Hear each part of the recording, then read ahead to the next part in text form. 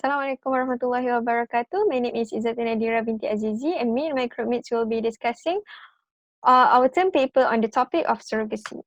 So I'll first start with the introduction of this topic. In this part, I will briefly discuss on what surrogacy basically is from a general point of view, and then I will explain the significance of this study as well as the overview or the outline of our presentation and term paper.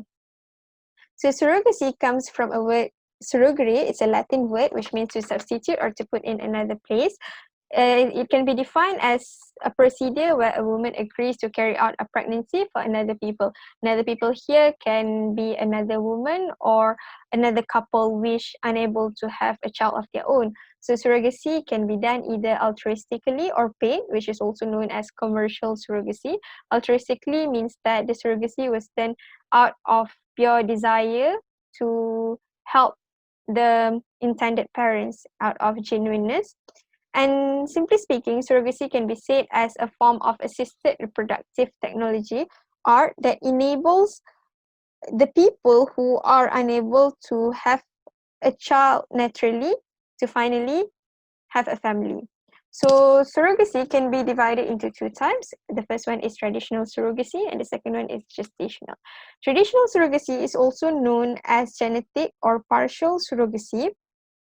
It involves artificial insemination, whereby the baby, the resulting child, was the result of the artificial insemination of the surrogate mother with the intended father's sperm. So in this case, the surrogate mother is considered as a genetic parent of the child. But in the case of gestational surrogacy, it requires the use of in vitro fertilization or IVF, where the embryo from the intended parents is transferred to surrogate uterus. So in this case, the surrogate mother is not genetically related to the child because she does not contribute in the eggs of the child. So why is the study of surrogacy is important? First is to increase public awareness and second is to analyze issue. Increase public awareness is because even though the topic of surrogacy is no longer uncommon nowadays, but general public, especially young students, they only have the surface idea of what surrogacy basically is. They don't have they are unenlightened or unknowledgeable about the details and particulars of this practice, such as what is the legal opinions, what is the legal issue, the difficulties or the process in conducting this surrogacy. So the study is hoped to be beneficial to enhance the public and students' knowledge about the reality of what surrogacy actually is. Analyze issue here means that we all know that surrogacy is a very controversial topic, so it is interesting to analyze all the legal, the ethical, and the many other issues that arise from this practice. And then the study is divided into 6 parts, excluding the introduction and the conclusion. The first one is nature of surrogacy, in which in this part it deals with so many data and statistics. And then we proceed with causes and effects. And legal perspective, Islamic perspective, and solution, where we offer other alternative for a couple to have or to bear a child without having to opt for surrogacy. So I think that's all for the introduction. I'll pass this to Mariam for nature of surrogacy. Next, we are going to continue with the discussion of the nature of surrogacy. What is the general overview on surrogacy? What are the common discussed things on surrogacy? So types of surrogacy. Surrogacy, as mentioned by my friend before me in the introduction, it is divided into 2 types, namely traditional surrogacy as well as gestational surrogacy. So what are the differences in procedure in these both types of surrogacy? So as you can see on the left side of the picture, this is how traditional surrogacy is being conducted. And on the right side, this is the procedure on how gestational surrogacy is being conducted. So it is obviously different. You can see in the picture, it is very different. As in traditional surrogacy, It is an arrangement in which a woman is inseminated with the sperm of a man who is not her partner in order to conceive and carry a child for another person or couple. So the sperm may be provided by the intended father or a sperm donor, and the surrogate eggs are inseminated. So this is a direct insemination of sperms into the womb of surrogate mother. Basically, the surrogate mother will genetically relate it to the surrogate child. And contrary to gestational surrogacy, it is an arrangement in which a woman carries the pregnancy for another person or couple. So the woman who is known as gestational carrier will undergo this transfer of an embryo created through IVF or in vitro fertilization using the eggs and sperm of the intended parents and a donor. So the intended parents will fertilize their eggs and sperms into petri dish outside the wombs, and later when embryo is created through the IVF, the embryo will be put or transferred into the womb of surrogate mother. So basically, the surrogate mother is not genetically related to the surrogate child. So now let's have look at the demand for surrogacy. So basically, the demand for surrogacy is high. This is due to the number of cases have gradually been picking up pace like all around the world, especially in the United States of America. So this is the surrogacy statistic in US alone. So as you can see, in 2010, there were about 859 cases were recorded. And on the next year, in 2011, so the number of cases have tripled up into 35,000 cases. And in 2014, in the US alone, the number of cases has grew to 89% over 4 years of period. So this is how surrogacy has been picking up pace in the US alone. And now let's look at the indication for surrogacy. Who are who wanted to have surrogacy? What types of people who wanted to surrogacy? So I classify into four types of people, four types of group. So the first one is medical sickness, second infertility, the third one is same-sex couple, and the fourth one is social surrogacy. Medical sickness here can include many types of sickness. For example, the absence of uterus or uterine abnormalities, congenital or acquired hysterectomy, and etc. So medical, so other than medical indication, infertility is also one of the main reasons why intended parents will opt for surrogacy. There are countless reasons a couple or individual may struggle with infertility, so ranging from low sperm counts or urethral stricture itself. Now, surrogacy also gives benefit to same-sex couple because, of course, obviously, same-sex couple could not conceive child in a natural way. And last but not least is social surrogacy. So social surrogacy is now was recently highlighted in an article in the May issue of Elle magazine. So it is a trend, a new trend now, many calling as social surrogacy. So this is because um, more and more women are having surrogacy purely because they do not want to upset their work life or see their body go through such drastic changes.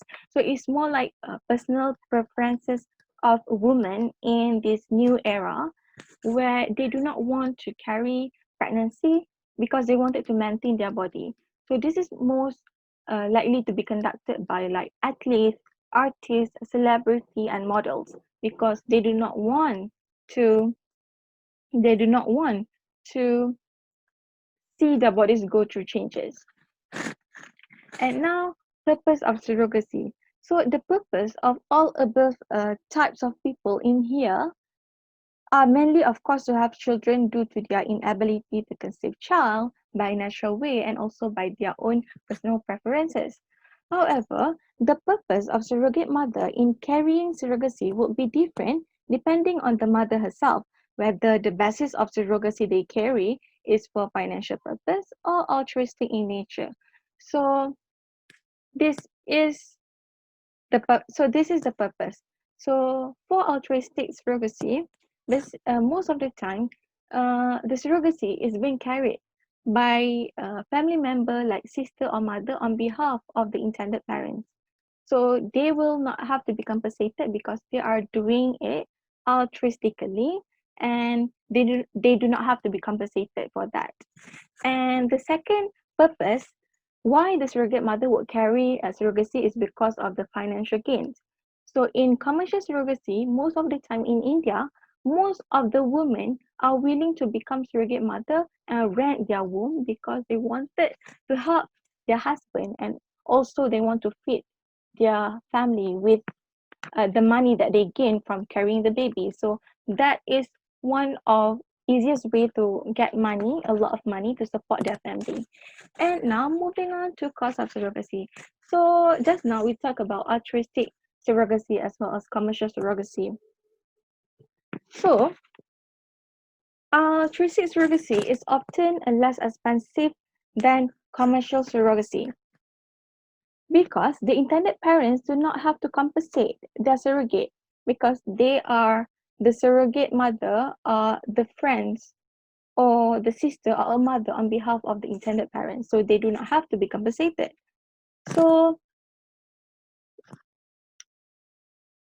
discussing pertaining the cost of surrogacy in particular, the compensation paid to surrogates all around the world varies because some surrogates are only allowed to receive payment for their medical care and basic living expenses. And however, there were also some surrogates who being compensated for their pregnancy, for carrying the pregnancy itself. So the differences in regulation and costs have resulted in the development of international surrogacy. For example, in the UK, it is very high in price. It is very pricey to conduct to hire surrogate mothers. So some would resort to go to another country, for example, in India, to carry surrogacy. So let's have a look. For example, in the US, the amount of money they have to compensate to the surrogate mother or to pay to surrogate mother is around $60,000 until $120,000. So compared to India, the very cheap one is $20,000, and the highest price is $60,000. So the highest cost in India is equal to the cheap cost in the US.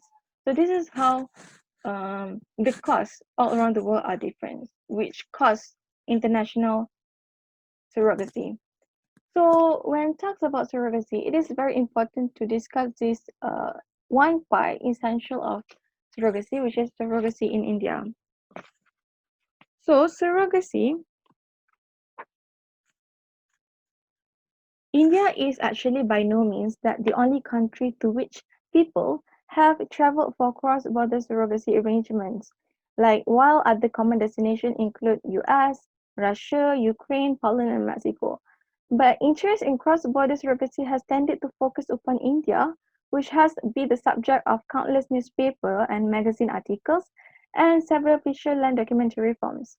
So the country of India has been an attractive destination for Westerners for several reasons. Firstly, surrogacy is comparatively cheap. And the second reason is that the intended mother who have traveled to India explained that surrogacy in India was also simple and convenient, with virtually no risk that surrogate mother would change their mind. So, what are the major problems surrogacy in India? So I categorize it into two: the surrogacy contract itself and the exercise of full control. So surrogacy in India, the mother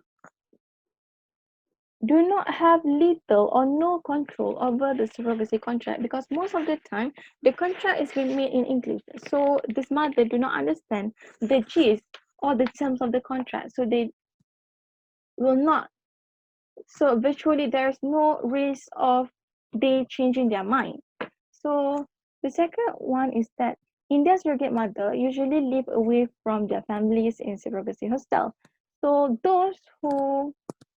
carry, those clinics or premises who carry surrogacy on who carry the surrogacy will exercise like extraordinary degree of control over these surrogate mothers. And now, what is the public acceptance towards surrogacy? As it is now as a common thing because number of cases all around the world has been picking up. So it is now a common thing. So some say Anderson 1990 claims that it is not the best interest of a child to discover that her gestational mother gave her in return for money. So Anderson 1990 has go against surrogacy. Also, other argues that commercial surrogacy result in the commodification of the body as well as commercialize of parenthood. So they go against surrogacy. However, there are also some who agree with surrogacy because in contrast, Arneson 1992 maintains that banning surrogacy in order to protect women from choosing to act as surrogate mother would be paternalistic and elitist. And also, people agree with surrogacy because of advantages of surrogacy are clear to hundreds of families who have been created in this special way. Like the benefits that the intended parents enjoy where surrogacy allow infertile couples, single people, and members of LGBT community to become parents when they may not be able to have children otherwise. So in most cases, justice in a surrogacy allows one or both parents to be biologically related to their child. So surrogacy also give hopeful parents the opportunity to raise a child from birth. I think that's all from me. Thank you. Assalamualaikum warahmatullahi wabarakatuh, Dr. Rashad. I'm Nokara Jamila, and here I will proceed with the causes of surrogacy, where we will be seeing the reasons from two perspectives, which is one from the intended parents and one from the surrogate mother. First, which is the views from the intended parents. Usually, they will consider surrogacy because of their bad physical condition. The intended mother unable to get pregnant because they are subjected to certain condition which they might risk both life if they get pregnant. For example, the failures of the mother's embryo to transplant, the repeated miscarriage, hysterectomy, which is the operations of removing one's uterus, diabetes, age factor, or even in some special cases, the mother itself were born without uterus. So basically, all of this situation lead someone to choose surrogacy as one of the viable solution to overcome their pregnancy problem. And even it have been supported by Roger D. Campus, where he mentioned that the reasons for this method is because of the inabilities of the intended mother to provide either the genetic or gestational component for childbearing. Other than that, the failure in using other pregnancy method also one of the main cause for this option, where some parents give up after undergoing repeated process of IVF because they contended that actually this process did not worth their money. First, because it is really expensive, as a single IVF cycle amounted to $20,000, and the percentage to succeed is not guaranteed by the doctor. So because of that, the most of the clinic will offer money guarantee programs to the patient in order for the patient to have a trust to the doctor, and it is really time consuming. Therefore, most of the intended parents didn't want to risk their time and money again on something which was not worthy to them. Other than that, surrogacy is also considered as one of the most viable solution for gay couple and single parents because obviously they cannot get a child by their own. So because of that, it is really high demanded by West gay couple and single parent for surrogacy in India, where they mention that India provides a better medical infrastructure, and most importantly, the price of surrogacy is way more cheaper than the West countries itself. However, at one point, because of the demand is very high by the gay couple and the single parent, the government already amend the law that surrogacy is only for the couple with certain condition only, and it has been restricted to the gay couple and single parents. So basically, the reasons why most of the intended parents choose surrogacy is because they want the child to genetically related to them. On the other hand, the reasons why the surrogate mother accept the offer is usually because of their personal issue. First, because they having a financial problem. Mostly, the surrogate mother willingly to bear a child for another because they desperately need money in order to support their life. For example, in India, as we all know, most of the people there are uneducated, poor, and sometimes did not even understand on what they signed. But because they desperately need money, hence they need to. However, because nowadays the India already sees that surrogacy is somehow uh, an exploitation to the women, and they already amend the law. And according to Nayana Peto, in her testimony, which she is one of this Indian surrogate mother, she admitted that she accepted the offer because she desperately need the money to support her family's life. So when we look in this issue on the humanitarian aspect, actually this norm and practices is considered as a violation to the woman's right. However, there are also mother who contracted this surrogacy with their free consent, where they willingly to bear a child for another because of two main reasons. First, usually they willingly to help the other people who are unable to get pregnant. For example, according to Mina and Hidar Ali, one of the surrogate mother in her testimony declared that she willingly to help the other people because she felt really sad when she see a couple got divorced because of the infertility issues. Other than that, there are also a surrogate mother who willingly to do surrogacy because they want to overcome their failure in past marriage. According to the Parker, there are some mother who went abortion because they didn't want that child at that time. So in order to soothe their heart and during their sadness and depression issues because of their past mistake, hence they make this surrogacy as a process to help them psychologically. So by referring to this, even it has been supported by Reagan, where he found that actually payment is not the main cause of motivation for someone to willingly become a surrogate mother. And even according to the Basanti, she mentioned that there are actually many cases which shows that it is more on altruistic reason, which is the desires of the woman itself to bear a child for to bear a child for the other. So I think that's all from me. Thank you. Okay, Assalamualaikum warahmatullahi wabarakatuh. My name is Nur Sabrina with Sabaruddin, and today I'm going to present about the effects of surrogacy. Okay, first of all, I'm going to focus on the psychological effect on the mother and also the child.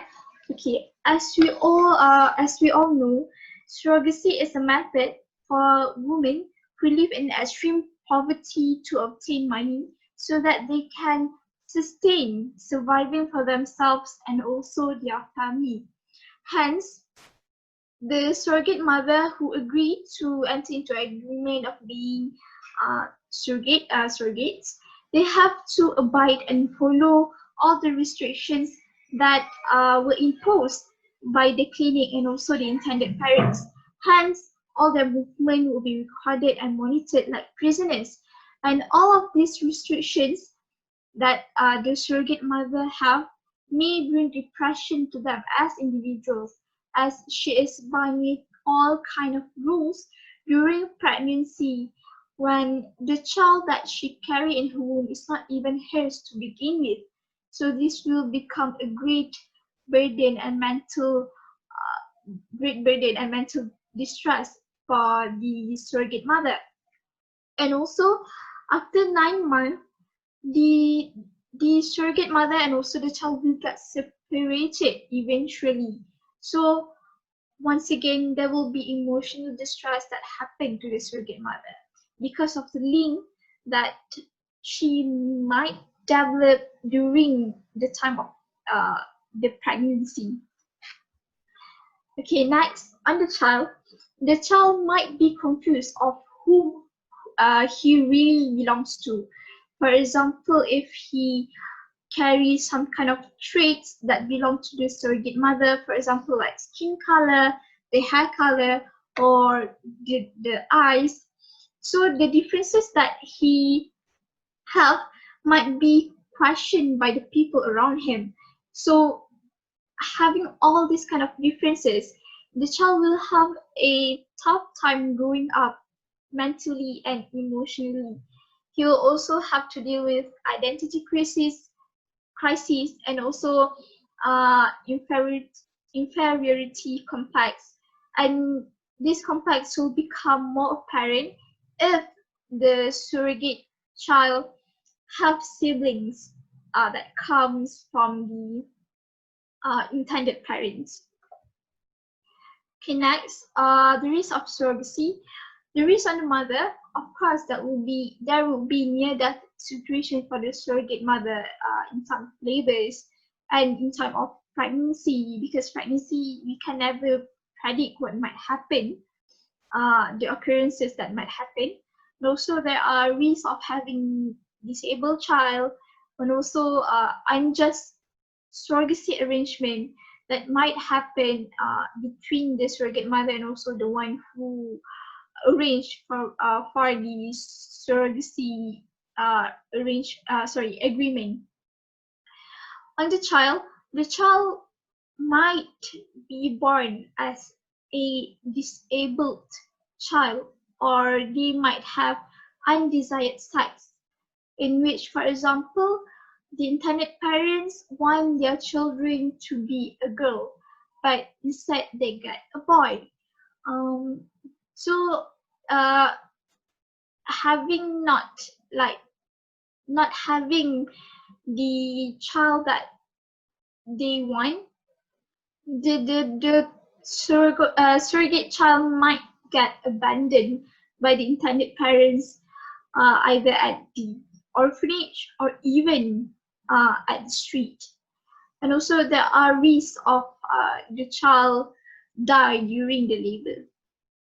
Okay, next, in legal perspective, if surrogacy ever get to be legalized by the law, it will become an opportunity for illegal businesses to come into existence, in which, in fact, surrogacy is one of the reasons why many illegal businesses could operate it.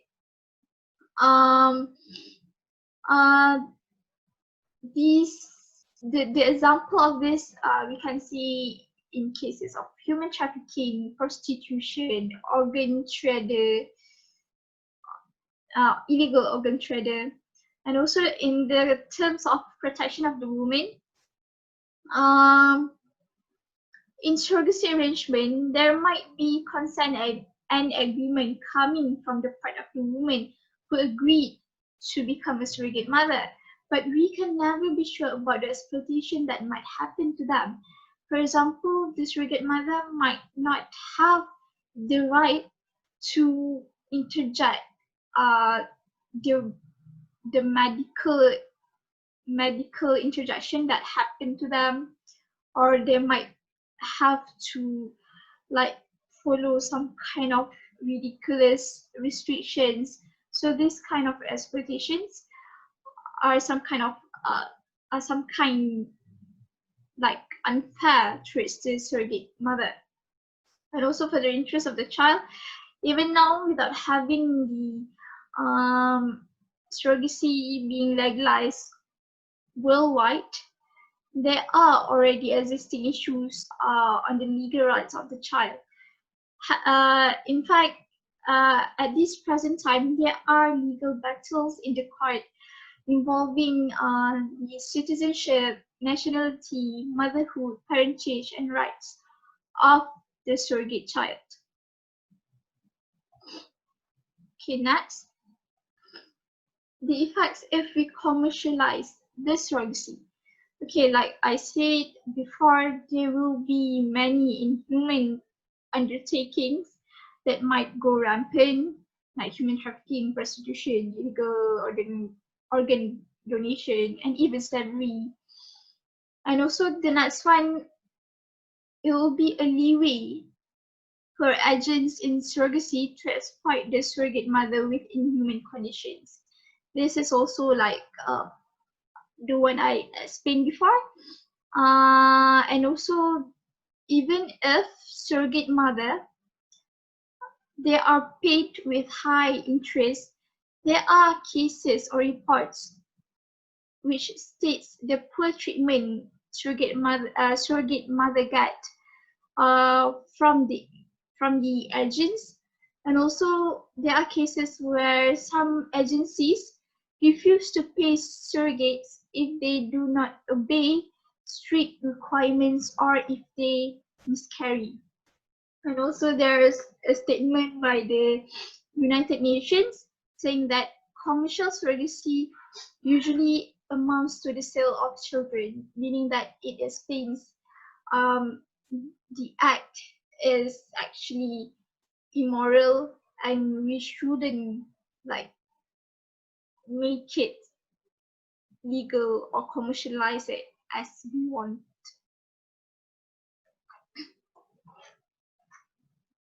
Okay, lastly about the about the religious prohibition in Surah Al-Mu'minun,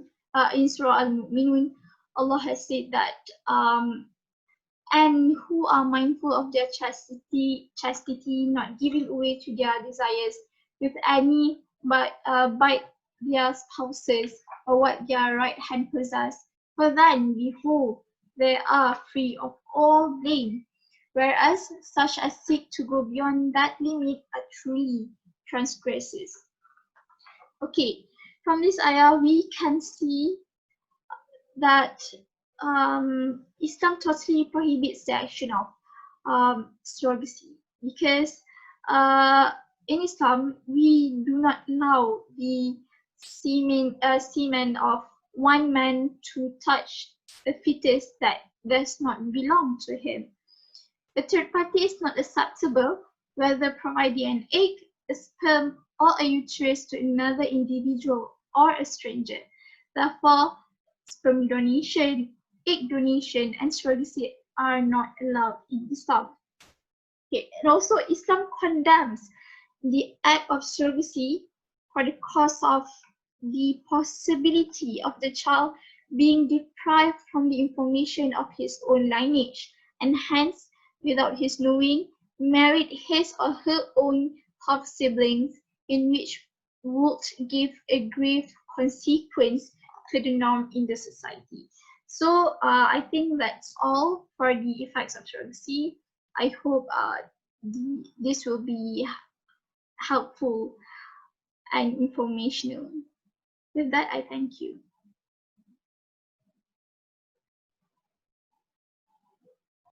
Assalamualaikum warahmatullahi wabarakatuh, and hi, it's Izzatin again. So I will be continuing the presentation on the part of legal perspective of surrogacy. So surrogacy, as we all know, is a very controversial topic, mainly due to the scandal and controversies that always fill the practice of surrogacy ever since it emerged around 1970. So it gave rise to so many legal issues, such as the issue of custody, the issue of guardianship, the issue of legitimacy of the child, and so on. So one of the famous case that deals with the issue of surrogacy is the case of Baby M. It happened in 1987 and became the landmark case concerning surrogacy arrangement.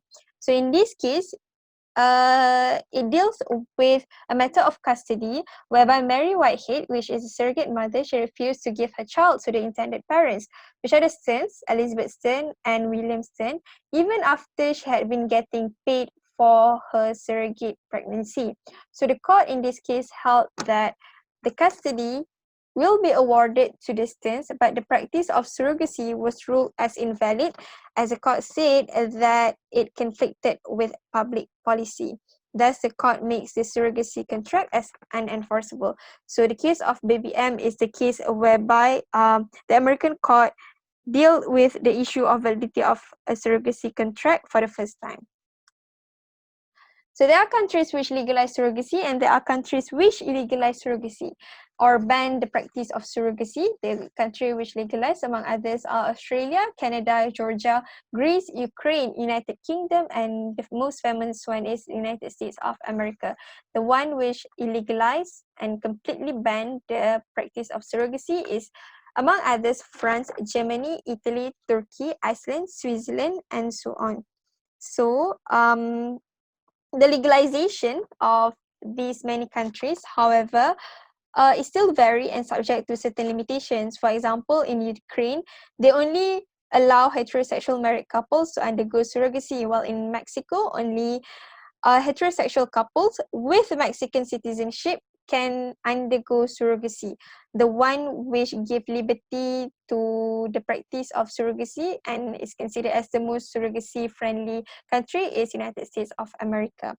So the legalization of surrogacy, it was made due to certain grounds, and among others is that they argue that the legalization allows infertile people and same-sex couples to become parents, and this was made reference to Article 23, Clause 2 of International Covenant on Civil and Political Rights, ICCPR, which stated that all people have the right to found a family. So the right includes the right to procreate. So the legalization of surrogacy has actually fulfilled the Article 23, Clause 2. And the second reason is that surrogacy is beneficial for both parties, especially in the case of commercial surrogacy, where both parties can get benefit from it. One party can get a child, one party can get money. For most surrogate mother in India, it is very beneficial for them because they live in poverty, and this money can help them to pay their debts and the living expenses and whatnot.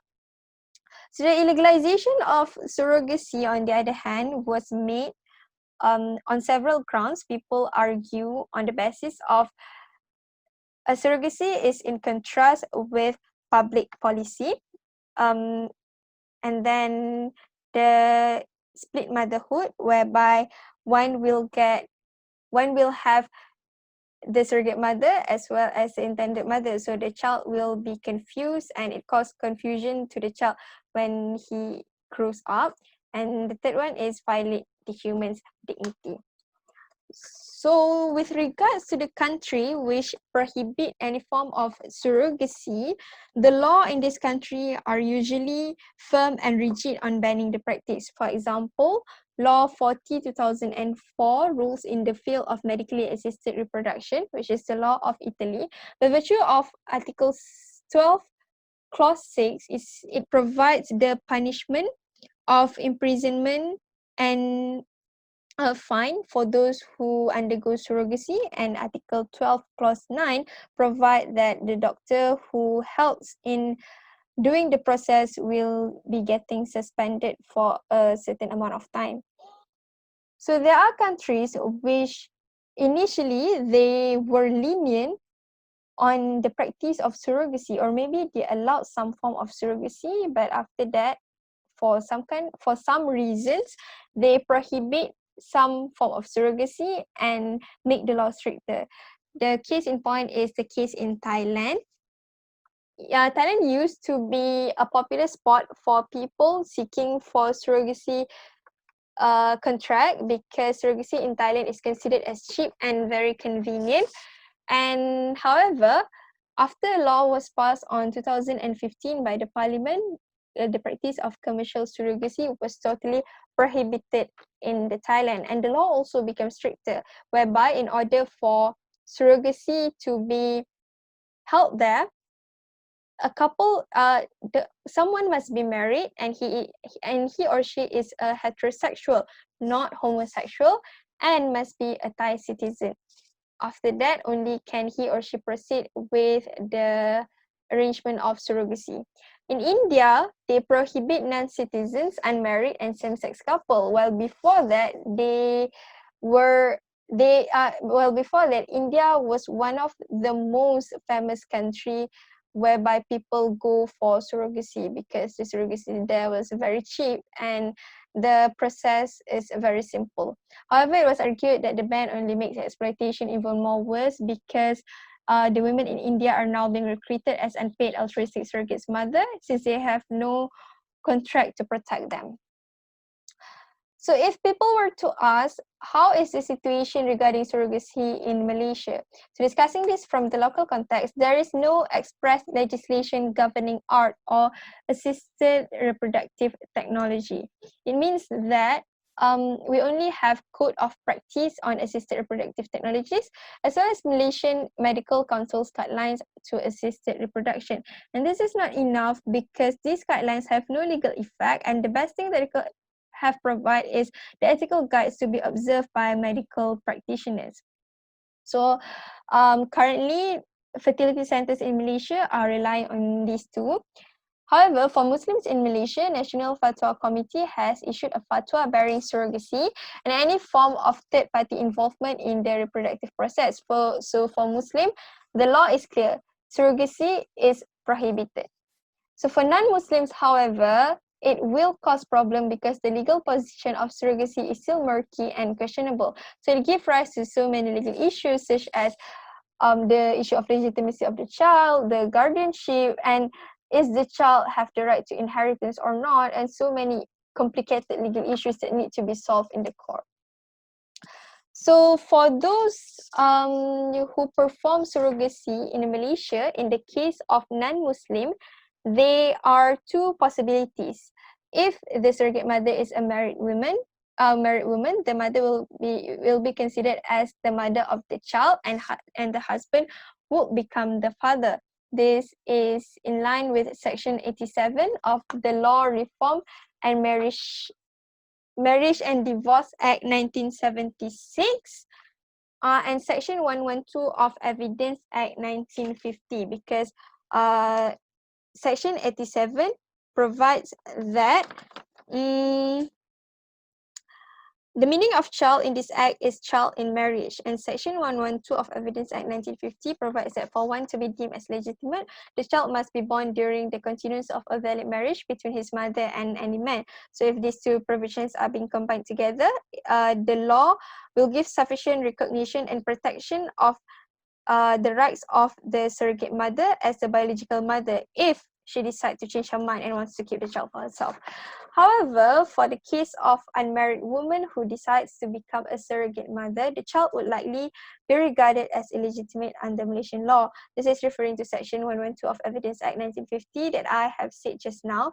Since he or she was not born during the continuance of a valid marriage, therefore he is not included in the meaning of Section 112 of Evidence Act. So in the case of surrogacy, both biological mother and father of the child are usually not married in the first place. In fact, in most situations, they may be total strangers. So the child in this kind of case is deemed to be prima facie illegitimate in the eyes of law. So this is very concerning and pitying. So if one were to ask, what is the effort that Malaysia have taken to tackle or to cater this kind of problem? Actually, Malaysia has proposed an Assisted Reproductive Technology Technique Service Act in 2009, in which the aim of the act is to regulate the reproductive technologies, including surrogacy arrangements. However, there is still no news or no development of the proposed act, so it is safe to say that the solution of this problem is not yet to be found. So I think that's all. for the legal perspective of surrogacy. So next, I will proceed with the hukums of surrogacy according to Islamic perspective. Usually, Muslim prominent scholar will consider maqasid Sharia with references of Quran and Sunnah in making a rule. So in this particular issue, Jumhur ulama unanimously agreed that surrogacy is impermissible in Islam. According to Tawfiq al-Mubarak, he mentioned that surrogacy is prohibited for all the Muslims because this issue is somehow closely related to the Maqasid Sharia, specifically on the protection of lineage and the chastities of a woman. Although we know that Islam really encourage our reproduction, we also know that there are certain limitations for people to find a solution for their infertility problems. As long as the solution is in line with Sharia, hence it is allowable. But for this surrogacy method, it is not. And we know that there are two types of surrogacy. However, both of these likely brings different results. Once, the children did not genetically related to the surrogate mother, and another one, the child did genetically related to the surrogate mother. However, both of these type is still considered as haram. And there are two main reasons on why the Muslim scholar holds that surrogacy is considered as haram. First, the Muslim scholars strictly hold that each of the Muslim is entitled to preserve their chastity, and they primarily refers to Surah Al-Mu'minun, verse 5 till 7. Bismillahirrahmanirrahim.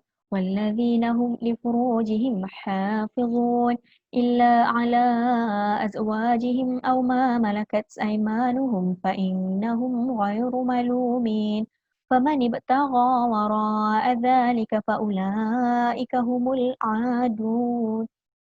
Amin. So basically in this surah, Allah mentioned that He orders all men to take care of their nafs and private part, and they only have their right on their wife only, which is through the valid marriage.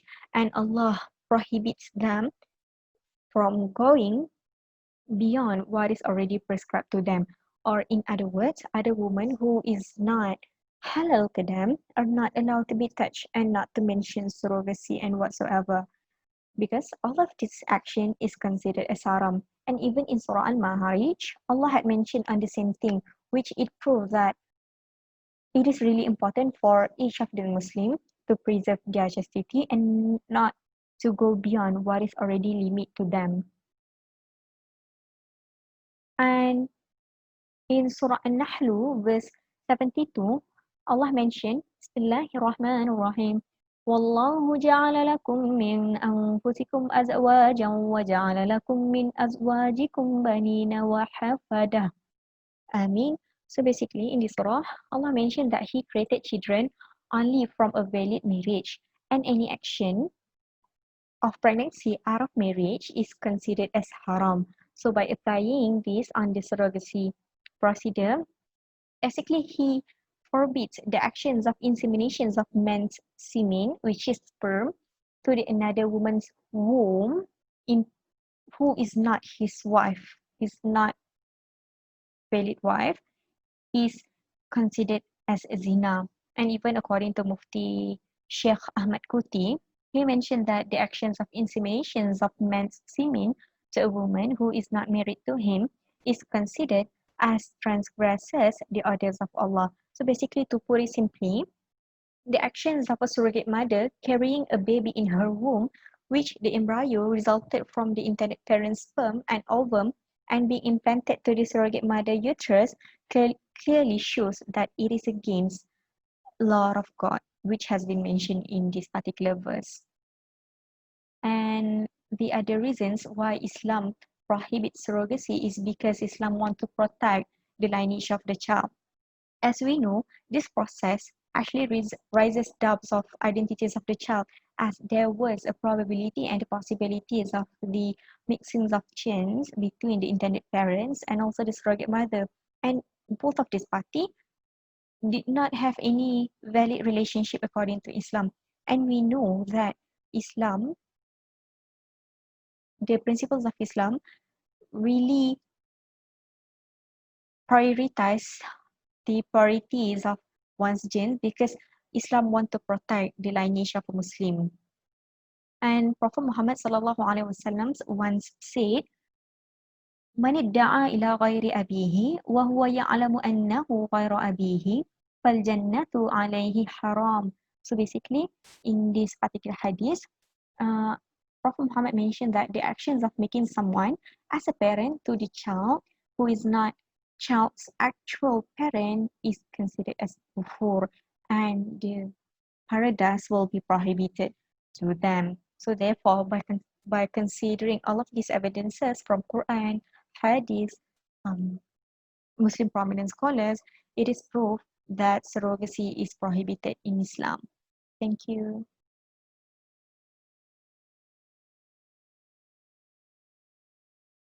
Assalamualaikum warahmatullahi wabarakatuh. My name is Amade Filza binti Aziz Shariman, and I will be presenting on the solutions to surrogacy.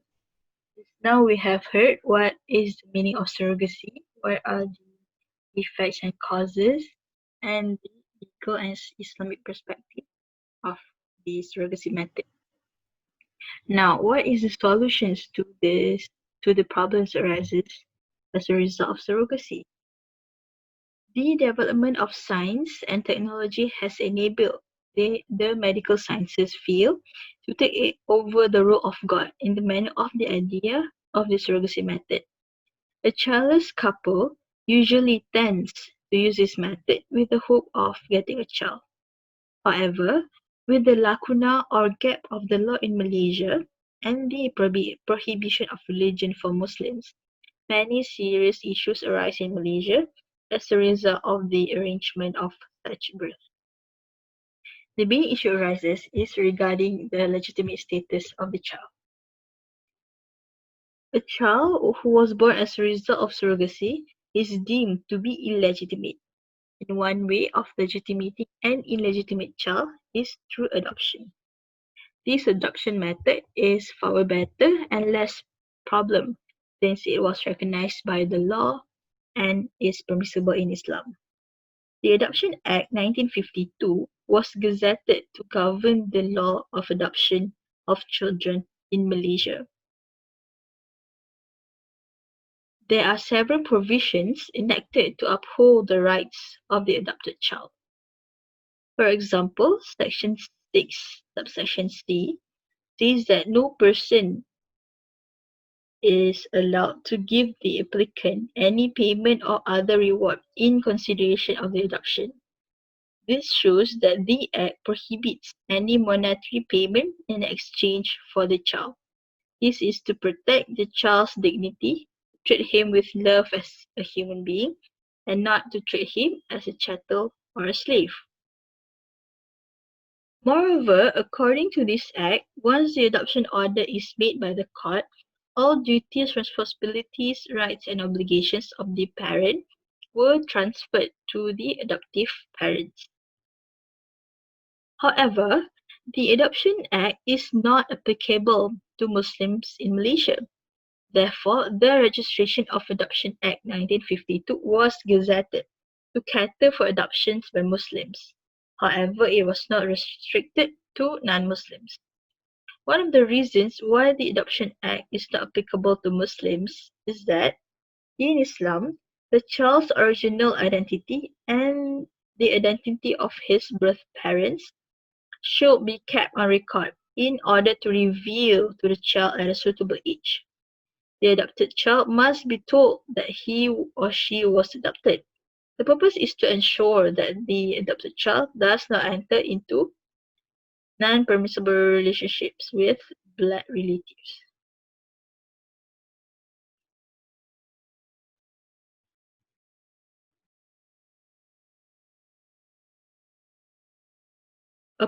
Apart from that, it is not only the effort from the wife to avoid surrogacy, but also the husband. Polygamous marriage can be one of the legal solutions to avoid from practicing surrogacy. Especially for Muslims, a husband is allowed to contract a polygamous marriage up to 4 wives, based on Surah An-Nisa verse 3. There are few discussions on the circumstances that allow a man to enter into polygamous marriage. The conditions are: first, the existing wife is suffering. Second, she is proven of not capable of bearing a child. Third, the wife is of unsound mind. Fourth, the wife has reached old age and become weak. Fifth, a war of during a period of war where men were killed and the women left behind were large in numbers. So these situations, if arises, a man can enter into polygamous marriage. Moreover, according to Tafsir Al-Quran Al-Azim, the original hukum of polygamy is harus. And in Al-Muqtamad fi Al-FIQH Al-Shafi'i, stated that there are certain conditions that make the hukum changes. Firstly, it is sunat or recommended when the wife is ill or the barren cannot conceive while the husband wants a child. Secondly, it is makruh if it is just to enjoy. And thirdly, it is haram or prohibited when it is believed that the husband cannot act thusly towards the wife. The most common reason for surrogacy is because the wife is ill. It is proven by medical report that she cannot bear a child while her husband wants a children. Based on what I have said just now on the hukum of polygamy, it is sunnah for the man to contract polygamous marriage if the wife is unable to bear a child. Islam has made this method easy and simple. The husband has a choice to marry another one and have children with the same wife. By marrying another one shows that the husband is patient with the test given by Allah and he finds another solution that is actually also from Allah. The ruling of prohibition of surrogacy is based on the Maqasid Sharia, which is to protect the lineage. If the surrogate mother is permitted, it would surely lead to confusion of the child's lineage, identity, and would even lead to an even bigger dispute and enmity if everyone claims that the child is theirs. Sheikh Arawi once said that it is better for you to have no children than to have an ungrateful and impolite son who may increase the family's worries. It is to say that it is better to have no children rather than having a broken lineage that affects a child's attitude and behavior. Now, we already know that Muslims were allowed to enter into polygamous marriage. The question is, how about the non-Muslims? The law that we have today in our country prohibits non-Muslims to exercise polygamous marriage. The Law Reform Marriage and Divorce Act 1976 provides all non-Muslim marriages solemnized in Malaysia are monogamous and must be registered. Therefore, they cannot contract into polygamous marriage. Hence, another method can be used to conceive a child is through the method of in vitro fertilization, or we call it an IVF. IVF is an assistive technique used to help individuals or couple become pregnant. It is a procedure that requires the removal of an egg or ovum from the intended mother, which is then fertilized by a sperm from the intended father in a petri dish laboratory. This method is applicable for both Muslims and non-Muslims. As far as the legality of IVF is concerned, the law and implementations in Malaysia have yet to be approved by the government. However, there are basic guidelines provided by the Ministry of Health. Looking at the cost of IVF treatment, it is not as cheap as the cost of delivering a baby. IVF in Malaysia costs about 14 to 16,000 ringgit per full cycle and can be quite costly if needs repeating effort.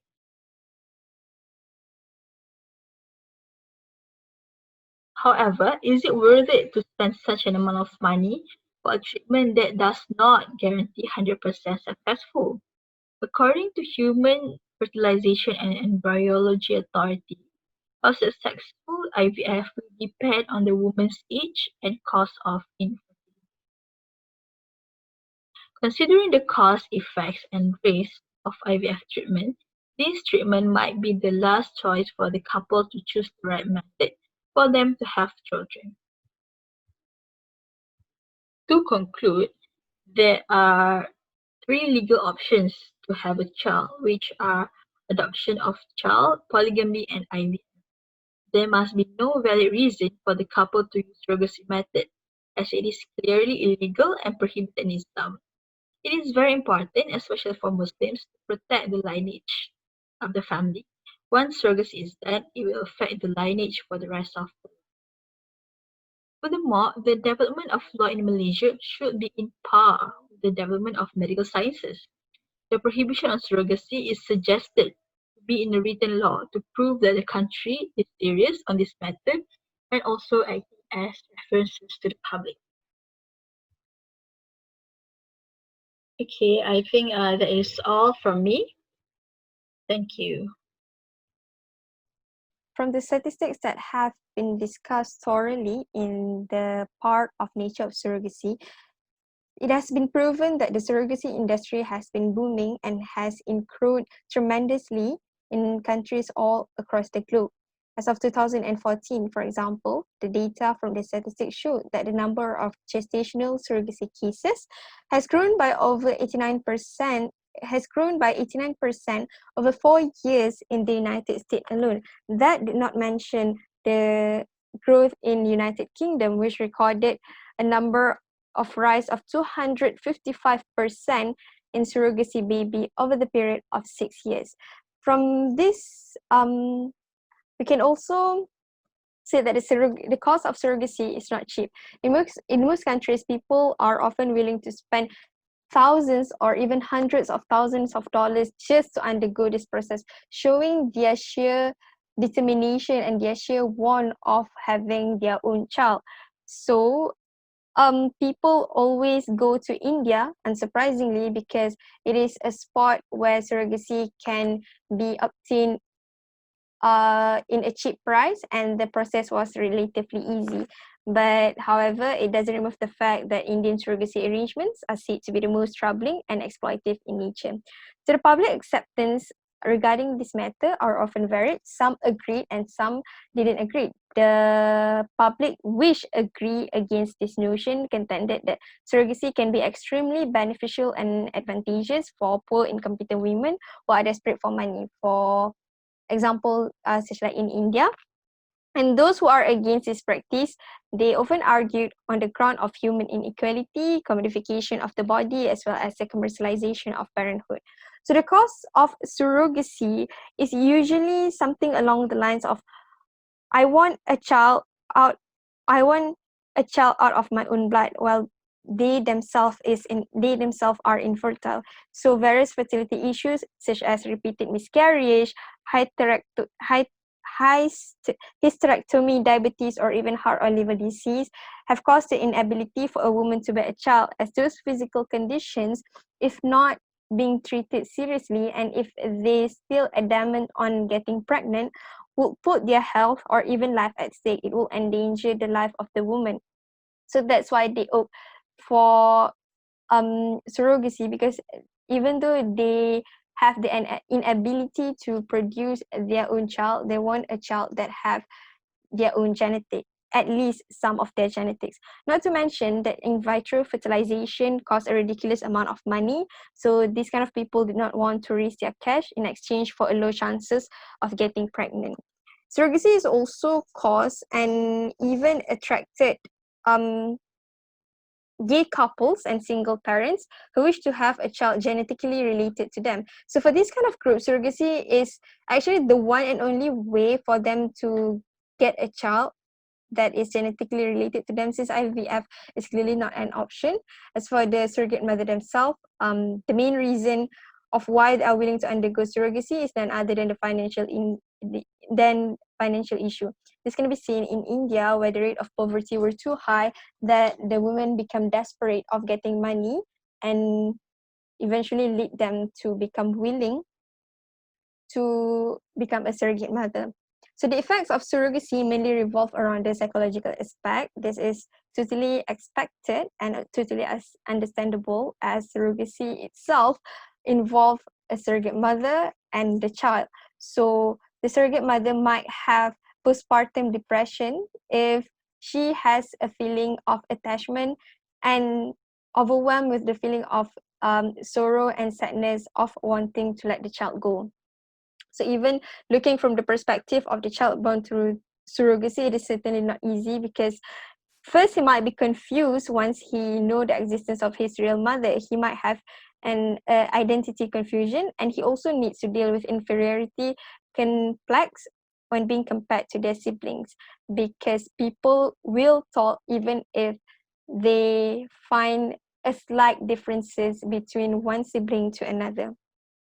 So surrogacy has always been known with its tangled and ever resolved legal complications. So from the discussion that we have done earlier, we can see that the law governing surrogacy for each country are different, and those who illegalize seems to be a lot as compared to those who legalize. Because for those who legalize, they are even subjected to certain terms and conditions which did not make it easier. Like some illegalize, some make one form of surrogacy as legal, some make one form of surrogacy as not, and some make both as legal in the country. So it creates confusion.